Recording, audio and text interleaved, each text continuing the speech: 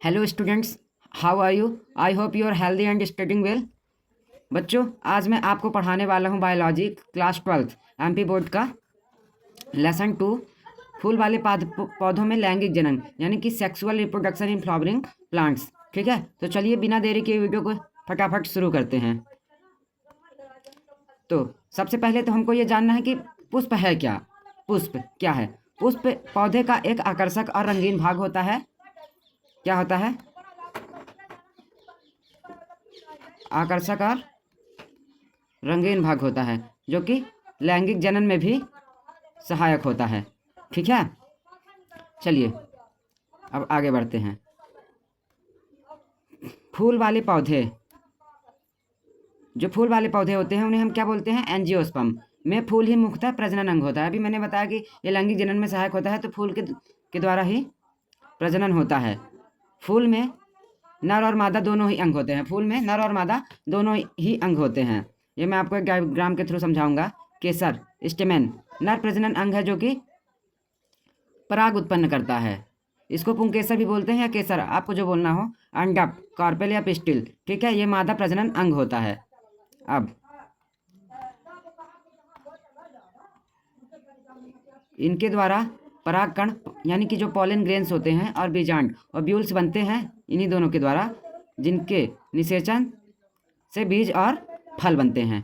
ठीक है, केसर और अंडा जब मिलते हैं तब ये सारी प्रक्रिया होती है। अब हम पढ़ेंगे फूल की संरचना, स्ट्रक्चर ऑफ फ्लावर। एक सामान्य फूल में मुख्यतः कितने भाग होते हैं? 4। ठीक है, एक सामान्य फूल में मुख्यतः 4 भाग होते हैं। सबसे पहला जो होता है वो दलपुंज होता है, कैलिक्स। ये हरे रंग का भाग होता है। ये हरे रंग का होता है जो दलपुंज होता है, और कलिका की रक्षा करता है। यह बाहरी आवरण होता है एक प्रकार से। पंखुड़ियाँ, कैरोला, ठीक है, ये रंगीन भाग होता है और कीटों को अपनी ओर आकर्षित करती हैं और कीट किस पर आते हैं? बैठते हैं, जैसे मधुमक्खियाँ, तितलियाँ। और केसरपुंज एंडोसियम, यह एक नर प्रजनन अंग होता है। और अंडपुंज जाइनोसियम यानी कि जिनोसियम, ये मादा प्रजनन अंग होता है। ठीक है, एक पुष्प के समानतः मुख्यतः 4 अंग होते हैं। अब हमको देखना है कि केसर यानी कि जो स्टेमेन है, पुंकेसर नर प्रजनन अंग है, ये क्या है? ठीक है, एक केसर में 2 भाग होते हैं, परागकोश एंथर जहाँ परागकण बनते हैं। ठीक है, और दूसरा होता है फिलामेंट यानी कि तंतु, जो परागकोश को सहारा देता है। पुंकेसर में कितने भाग होते हैं? 2। ठीक है, एक परागकोश, दूसरा तंतु, एंथर और फिलामेंट। ठीक है, अब परागकोश की संरचना देखेंगे। परागकोश की संरचना, इसमें 2 लोब होते हैं, प्रत्येक में 2 पराग कोशिकाएं होती हैं। ठीक है, अब प्रत्येक पराग कोशिका में माइक्रोस्पोर यानी कि मदर सेल होती हैं, जो मियोसिस द्वारा 4 परागकण पॉलन ग्रेन्स बनाती हैं। प्रत्येक पराग कोशिका में माइक्रोस्पोर यानी कि मदर सेल होती हैं, जो मियोसिस, यह एक प्रक्रिया होती है, मियोसिस के द्वारा 4 परागकण यानी कि 4 पोलन ग्रेन्स बनाती हैं, 4 प्रत्येक परागकण में 2 कोशिकाएं होती हैं, एक जनन कोशिका और एक नली कोशिका, जनरेटिव सेल और ट्यूब सेल। ठीक है, अब थोड़ा सा आगे बढ़ते हैं, इसके बारे में डिटेल करेंगे। अब कार्पेल, पिस्टिल या अंडप क्या होता है? यह एक मादा प्रजनन अंग होता है और अंडप के भी 3 भाग होते हैं। आपको बता दूं, पहला होता है वर्तिकाग्र, इसको स्टिग्मा बोला जाता है। यह क्या करता है? परागकण को ग्रहण करता है। और फिर वर्तिका होता है स्टाइल, यानी कि ये क्या होता है? पराग नली के लिए मार्ग प्रदान करती है। जो जैसे आप गुड़हल का फूल देखेंगे तो जो उसके अंदर एक पतली सी ऐसे बनी रहती है और उसमें ऐसे कुछ निकले रहते हैं, ये होती है। ठीक है, अंडाशय, ओवरी, जिसमें बीजांड और ओव्यूल्स होते हैं, बीजांड ओव्यूल्स होते हैं। ठीक है, अब हम समझते हैं बीजांड ओव्यूल्स की संरचना कैसी होती है। न्यूसिलस, न्यूसिलस यानी कि ये केंद्रीय भाग होता है। ठीक है, ये मैंने यहाँ पे डायग्राम बना दिया है। माइक्रोपाइल, माइक्रोपाइल क्या होता है?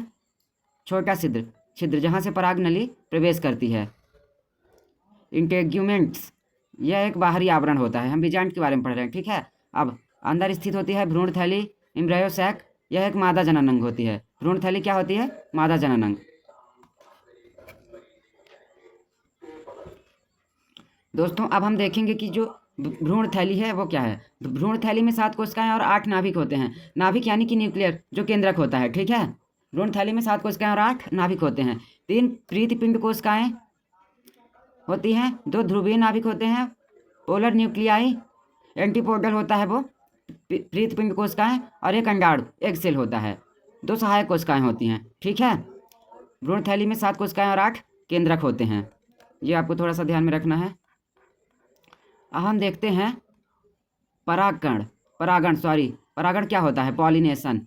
परागण वह प्रक्रिया है जिसमें परागकण को केसर से वर्तिकाग्र तक पहुंचाया जाता है।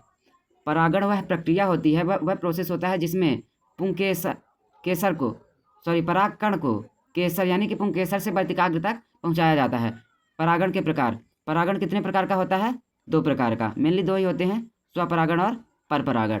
सेल्फ पॉलिनेशन और क्रॉस पॉलिनेशन। अब स्वपरागण क्या होता है? एक ही फूल या उसी पौधे के दूसरे फूल में होता है।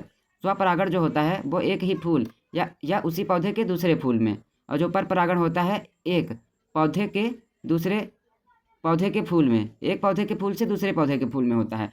स्वपरागण के लिए किसी और पेड़ की आवश्यकता नहीं पड़ती है, लेकिन परपरागण के लिए पड़ती है, ठीक है। अब हम देखते हैं परागण के माध्यम क्या है, किनके द्वारा परागण हो सकता है। वायु परागण होता है, ठीक है, यानी कि हवा के द्वारा कुछ परागकण उड़ के चले जाते हैं इधर से उधर, जैसे मक्का में वायु परागण होता है। जल परागण भी होता है, वाटर जैसे वेलिस्नेरिया में जल परागण होता है, ठीक है, जो तालाब वगैरह में पेड़ होते हैं। कीट इंसेक्ट्स यानी कि कीटों के द्वारा ही भी परागण होता है, जैसे एक मधुमक्खी इस फूल से बैठकर इस वाले फूल में चली गई, तो ये एक परागण भी कर देती है एक प्रकार का, ठीक है। जैसे सूरजमुखी, गुलाब, सनफ्लावर हो गया, रोज़ हो गया, इसमें भी। और पक्षियों के द्वारा ही होता है, जैसे हिबिस्कस, ठीक है। ये परागण के माध्यम है, वायु परागण, जल परागण, कीट परागण और पक्षी परागण, ठीक है। अब आगे बढ़ते हैं।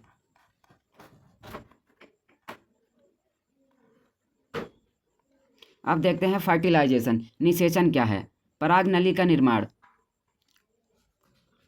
परागकण वर्तिकाग्र पर गिरने के बाद अंकुरित होता है और एक पराग नली यानी कि पोलन ट्यूब बनाता है, जो वर्तिका होकर बीजांड तक पहुंचती है। यानी कि परागकण वर्तिकाग्र पर गिरने के बाद अंकुरित होता है और एक पराग नली पोलन ट्यूब बनाता है, जो वर्तिका से होकर बीजांड तक पहुंचती है, ठीक है। ऐसे पराग नली का निर्माण होता है। आगे बढ़ते हैं। द्विगुण निषेचन यानी कि डबल फर्टिलाइजेशन क्या है? यह केवल आवृत्ति बीजी यानी कि एंजियोस्पर्म्स में होता है द्विगुण निषेचन, डुअल फर्टिलाइजेशन, ठीक है। यह एक नर युग्मक मेल गेमेट अंडाणु से मिलकर जाइगोट बनाता है।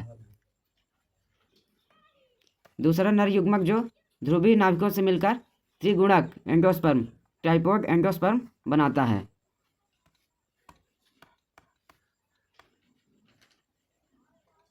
इस प्रकार एक बार में निषेचन 2 निषेचन क्रियाएं होती हैं, इसे ही डुअल फर्टिलाइजेशन कहते हैं। अब हम देखेंगे फल और बीज निर्माण कैसे होता है, फ्रूट एंड सीड फॉर्मेशन। तो निषेचन के बाद अंडाशय यानी कि फल फ्रूट में बदल जाता है, बीजांड बीज सीड में बदल जाता है, अंडाशय किस में बदल जाता है? फ्रूट में, बीजांड जो बीज सीड में बदल जाता है, बीज के अंदर भ्रूण एम्ब्रायो होता है, जिससे एक नया पौधा विकसित होता है, ठीक है। बीज का अंकुरण, सीड जर्मिनेशन, ठीक है। अनुकूल परिस्थितियों में बीज जब जल ग्रहण करता है तो उसका भ्रूण बढ़ने लगता है, इसे ही बीज का अंकुरण कहते हैं। यानी कि नमी पाता है जब, तो वो अंकुरित होने लगता है, इससे नई पौध यानी कि सीडिंग का निर्माण शुरू हो जाता है। अब हम देखेंगे कि इस लेसन में हमने इम्पॉर्टेंट टॉपिक क्या क्या पढ़ा, ठीक है। इस लेसन के जो मेन पॉइंट हैं, ठीक है। फूल का प्रजनन अंग फूल होता है। नर प्रजनन अंग क्या होता है? पुंकेसर या केसर। मादा प्रजनन अंग क्या होता है? अंडा। यह ऑब्जेक्टिव भी एक प्रकार से आपका क्लियर हो रहा है। भ्रूण थैली में 7 कोशिकाएं और 8 नाभिक होते हैं, ठीक है।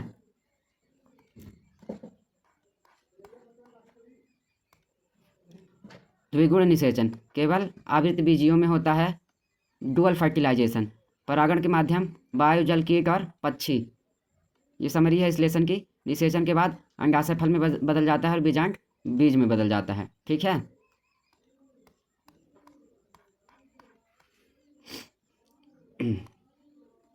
अब इसका थोड़ा सा सारांश देख लेते हैं। फूल वाले पौधे में फूल प्रजनन अंग होता है, केसर परागकण बनाता है और अंडक बीजांड बनाता है। परागण द्वारा परागकण वर्तिकाग्र तक पहुँचते हैं, ठीक है। द्विगुण निषेचन से जाइगोट और एंडोस्पर्म बनते हैं। फल और बीज बनने से नई पीढ़ी उत्पन्न होती है। तो दोस्तों आई होप ये लेसन आपको पसंद आया होगा और ये वीडियो आपको पसंद आया होगा। अगर आपको वीडियो पसंद आया है तो प्लीज़ चैनल को सब्सक्राइब करना और सपोर्ट करना। Thank you. मिलते हैं नेक्स्ट वीडियो में।